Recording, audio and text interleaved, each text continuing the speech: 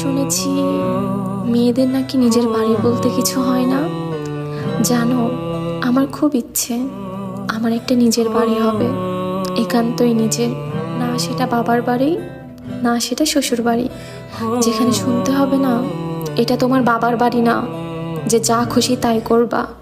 আর যেখানে শুনতে হবে না এটা তোর বাবার বাড়ি, শ্বশুর বাড়ি গেলে যা খুশি তাই করিস। যে বাড়িটা হবে একান্তই আমার। দিন শেষে মনকে যেন এটা বলে স্বস্তি দিতে পারি যে আমার একটা নিজের বাড়ি আছে, মাথা গোজার মতো একটা জায়গা আছে। আমার মা অবশ্য এমন না, আমার মা বলে তোর বাবার যা আছে তোদের দুই বোনেরই। কিন্তু বাবার বাসা কি আর নিজের বাসা হয়?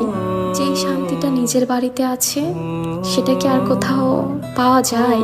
একটা জিনিস খেয়াল করে দেখেছো, তোমাদের বাড়ি যেমনই হোক, ভাঙা হোক বা যেমনই, তোমরা নিজের বাসার মতো অন্য কোথাও শান্তি পাবা না।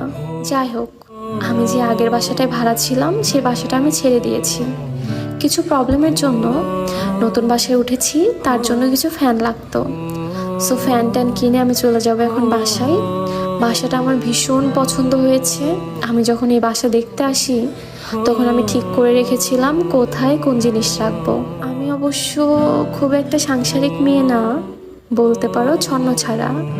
সঠিক জায়গায় সঠিক জিনিসটা রাখতে পারি না, তাতে অবশ্য আমার কিছু যায়ও আসে না।